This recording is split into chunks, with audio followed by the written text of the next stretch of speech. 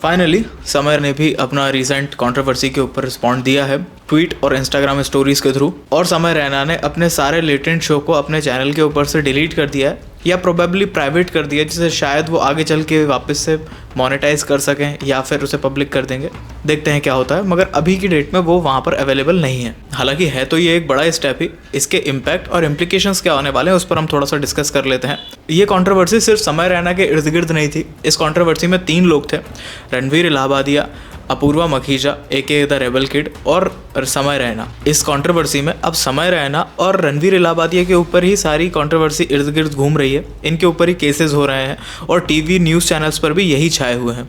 The rebel kid के ऊपर बात हो रही थी मगर अब उसके ऊपर कोई खास बात हो नहीं रही है और डिटेल्स जो मुझे पता है अभी तक उसके ऊपर कोई केस फाइल नहीं हुआ है। पॉसिबली हो भी गया हो या होने वाला हो, मगर अभी तक जो मेरे पास डिटेल है मैं उसके हिसाब से बात कर रहा हूँ, नहीं हुआ है। लेकिन इन सारी चीज़ों में एक अजीब सी इनइक्वालिटी दिख रही है। द रेबल किड ने भी तो वही कहा था जो रणवीर इलाहाबादिया ने कहा था, उसी तरह की चीज़ उस लड़की के माँ के बारे में कहा था, उसी तरह की चीज़ एक हस्बैंड के बारे में कहा था, उसके प्राइवेट पार्ट के बारे में डिस्कस किया था अपनी वाइफ के सामने। तो उसके ऊपर ये सारी चीज़ें क्यों नहीं हो रही हैं? उसे इन सब चीज़ों का बैकलैश क्यों नहीं मिल रहा है उस स्केल पर जिस स्केल पर इन दोनों को मिल रहा है? ऐसा तो नहीं है कि ये कोई छोटी क्रिएटर है, ये भी बहुत बड़ी क्रिएटर हो चुकी है आज की डेट में।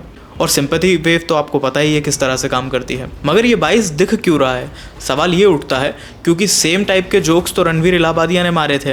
रणवीर इलाहाबादिया ने पेरेंट्स के बारे में कहा था, वहीं अपूर्वा मखीजा ने अपने जो कॉन्टेस्टेंट था उससे उसकी माँ के बारे में कह दिया था। और मिथपैड अपनी वाइफ के साथ आया था, उसके प्राइवेट पार्ट के बारे में भी तो कहा था। हालांकि अपूर्वा मखीजा से कोई खास उम्मीद की भी नहीं जा सकती इस बारे में। पर्सनली मैं तो नहीं रखता, जिसे मैंने डिटेल में इस वीडियो में कवर किया है। एक बार आप जाके उसे ज़रूर से चेक करना कि किस तरह की पॉसिबिलिटीज़ हो सकती थी इस चैनल पर और इन्होंने क्यों किया था ये। अब आपको क्या लगता है ये सारी चीज़ें जेंडर बाइज प्रिविलेज के थ्रू मिल रही हैं? क्योंकि अपूर्वा मखीजा के ऊपर कोई खास केस या कोई खास बैकलैश नहीं आ रहा है जैसा इन लोगों के ऊपर आ रहा है। अब ये कोई नई बात नहीं है, ऐसा आए दिन होता आ रहा है। लड़कों को बहुत ज़्यादा सफ़र करना पड़ता है और ये सारी चीज़ें लड़कों के माइंडसेट पर कितना ज़्यादा इम्पैक्ट क्रिएट करती हैं उसे मैंने डिटेल में राइज ऑफ वीक मैन में कवर किया है कि कैसे आज की डेट में ये पूरे मर्द जात को परेशान करके रख दिया है इन सारी चीज़ों ने। आप जाके उसे ज़रूर से चेक करना, आपको बहुत ज़्यादा वैल्यू मिलने वाली है उस कंटेंट से। जैसे समय रैना ने अपना रिस्पॉन्स दिया है, ठीक वैसे ही रणवीर इलाहाबादिया ने भी अपना रिस्पॉन्स दिया था और माफ़ी मांगी थी।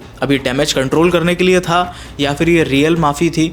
क्योंकि अब इंटरनेट पर उनके पुराने ट्वीट्स भी सर्कुलेट हो रहे हैं कि किस तरह की उन्होंने बात की थी, बीफ के बारे में बोला था और बहुत सारी चीज़ें, जिससे पूरे इंटरनेट पर एक अजीब सा केओस मच गया है कि किस तरह से ये सारी नेगेटिविटी प्रमोट होती जा रही है। और आपने गौर किया होगा आए दिन इंटरनेट पर जिस तरह की नेगेटिविटी दिखती है और जो ज़्यादा नेगेटिव होता है वो ज़्यादा वायरल होता है, चाहे वो किसी भी सेंस में हो। और ये नेगेटिव पीआर से ही करवाया जाता है। पीआर बहुत तरह की होती है मगर नेगेटिव पीआर जो रोल प्ले करती है वो कोई पीआर रोल प्ले कर ही नहीं सकती। इसे मैंने एल्विश यादव की लाइफ से रिलेट करके पूरी डिटेल में वीडियो कवर किया है, आप देखना, आपको बहुत मजा आने वाला है। अब ये जो सारी लेटेंट की कंट्रोवर्सी चल रही है, इस सारी कंट्रोवर्सी के पीछे 3 मेजर पॉसिबिलिटीज हो सकती हैं। पहला पब्लिसिटी स्टंट, दूसरा स्क्रिप्टेड एंड प्लान्ड कंट्रोवर्सी, तीसरा गवर्नमेंट प्रेशर या ओटीटी प्लेटफॉर्म्स का प्रेशर। इंटरनेट पर एक धड़ा ये बात कर रहा है कि ये जो सारी कंट्रोवर्सी चल रही है ये सब कुछ पब्लिसिटी स्टंट है। मगर मेरा एक सवाल है उन सभी से कि अगर ये पब्लिसिटी स्टंट है तो लेटेंट शो तो ऑलरेडी बहुत ज़्यादा वायरल है, उसे इस तरह की पब्लिसिटी क्यों चाहिए होगी? वो क्यों अपना पूरा सब कुछ दाव पे लगाएगा? अब हो सकता है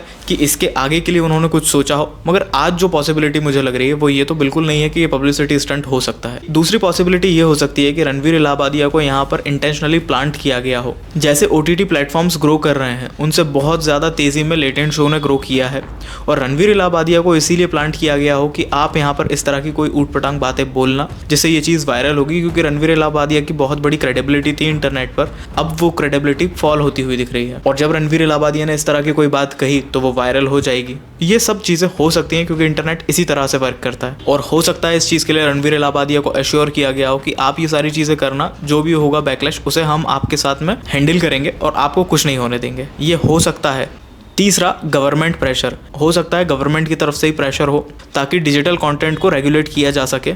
और ये कोई पहली बार नहीं हो रहा है। गवर्नमेंट ने देखा है कि इंटरनेट कितना बड़ा रोल प्ले करता है, जैसे लोकसभा चुनाव के दौरान हुआ था, जैसे प्रयागराज के महाकुंभ के दौरान हो रहा है। बहुत सारी मिस इन्फॉर्मेशन दिखाई जाती हैं, बहुत सारी चीज़ों को दबा दिया जाता है, बहुत सारी ऐसी चीज़ें दिखाने लग दी जाती हैं जिनकी आज कोई वैल्यू ही नहीं है। इन सारी चीज़ों को गवर्नमेंट रेगुलेट करना चाहती हो ताकि सोशल मीडिया के थ्रू लोग मिस इन्फॉर्म्ड ना हो और अपने डिसीजन के लिए इन्फ्लुएंस्ड ना हो। और अगर गवर्नमेंट कोई बड़ा स्टेप लेती है तो ये पूरे इंडियन कंटेंट क्रिएटर्स के लिए एक बहुत बड़ा शिफ्ट होने वाला है। क्या ये सिर्फ इंसिडेंस है या फिर एक नया पैटर्न है? अगर आप गौर से इन सारी चीज़ों को देखोगे ना, इंटरनेट पर आए दिन लोगों की कंट्रोवर्सी होती रहती है जो लोगों की लाइफ का एक तरह से हिस्सा बन चुका है। क्या ये सारे जो इंटरनेट पर केओस मचता है, जो कंट्रोवर्सी होती है, उसके लिए कोई रेगुलेशन होना चाहिए जो यहाँ पर कंटेंट क्रिएटर्स को रेगुलेट करके रखे, उन्हें सही दिशा दे ताकि वो अपनी पब्लिक को ठीक तरह से इन्फ्लुएंस कर सकें। दूसरा, क्या ये जेंडर बाइज्ड इंटरनेट पर जो चल रहा है ये बहुत ज़्यादा न्यू नॉर्मल हो गया है? तीसरा, क्या ये इंटरनेट क्रिएटर्स के लिए बहुत बड़ा सिग्नल है कि उन्हें अब कॉन्शियसली कंटेंट को क्रिएट करना चाहिए इंस्टेड ऑफ कुछ भी बना दिया उठा करके, और फ्रीडम ऑफ स्पीच के नाम पे हर कुछ नहीं बोला जा सकता? आपको क्या लगता है, ये जो सारी कंट्रोवर्सी हो रही है ये एक अनफॉर्चुनेट केस है या फिर इसे इंटेंशनली किया गया है? जो भी आपकी निजी राय हो वो आप मुझे कमेंट करके बताना ज़रूर। आज के वीडियो के लिए बस इतना ही। विजन गौरव साइनिंग ऑफ।